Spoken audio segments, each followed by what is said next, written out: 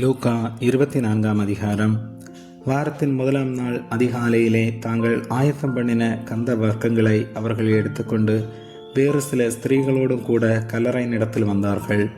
கல்லறையை அடைந்திருந்த கல் புரட்டி தள்ளப்பட்டிருக்கிறதை கண்டு உள்ளே பிரவேசித்து கர்த்தராகிய இயேசுவின் சரீரத்தை காணாமல் அதை குறித்து மிகுந்த கலக்கமடைந்திருக்கையில் பிரகாசமுள்ள வஸ்திரம் தரித்த 2 பேர் அவர்கள் அருகே நின்றார்கள். அந்த ஸ்திரீகள் பயப்பட்டு தலை கவிழ்ந்து தரையை நோக்கி நிற்கையில் அந்த 2 பேரும் அவர்களை நோக்கி, உயிரோடு இருக்கிறவரை நீங்கள் மரித்தோர்களிடத்தில் தேடுகிறதென்ன? அவர் இங்கே இல்லை, அவர் உயிர்த்தெழுந்தார். மனுஷகுமாரன் பாவிகளான மனுஷர் கைகளில் ஒப்பு கொடுக்கப்படவும் சிலுவையில் அறையப்படவும் 3ஆம் நாளில் எழுந்திருக்கவும் வேண்டும் என்பதற்காக அவர் கலிலேயாவிலிருந்த காலத்தில் உங்களுக்கு சொன்னதை நினைவு கூறுங்கள் என்றார்கள். அப்பொழுது அவர்கள் அவருடைய வார்த்தைகளை நினைவு கூர்ந்து கல்லறையை விட்டு திரும்பி போய் இந்த சங்கதிகள் எல்லாவற்றையும் 11 மற்றெல்லாருக்கும் அறிவித்தார்கள்.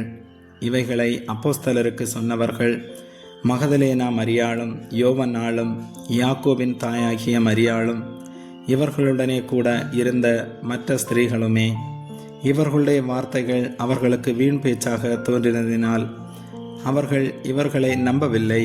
பேதுருவோ எழுந்திருந்து கல்லறையினிடத்திற்கு ஓடி அதற்குள்ளே குனிந்து பார்க்கையில் சீலைகளை தனிப்பட வைத்திருக்க கண்டு சம்பவித்ததை குறித்து தன்னில் ஆச்சரியப்பட்டு கொண்டு போனான். அன்றைய தினமே அவர்களில் 2 பேர் எருசலேமுக்கு 7 அல்லது 8 மைல் தூரமான எம்மாவு என்னும் கிராமத்துக்கு போனார்கள். போகையில் இந்த வர்த்தமானங்கள் யாவையும் குறித்து அவர்கள் ஒருவரோடொருவர் பேசிக்கொண்டார்கள். இப்படி அவர்கள் பேசி சம்பாசித்து கொண்டிருக்கையில் இயேசு தாமே சேர்ந்து அவர்களுடனே கூட நடந்து போனார்.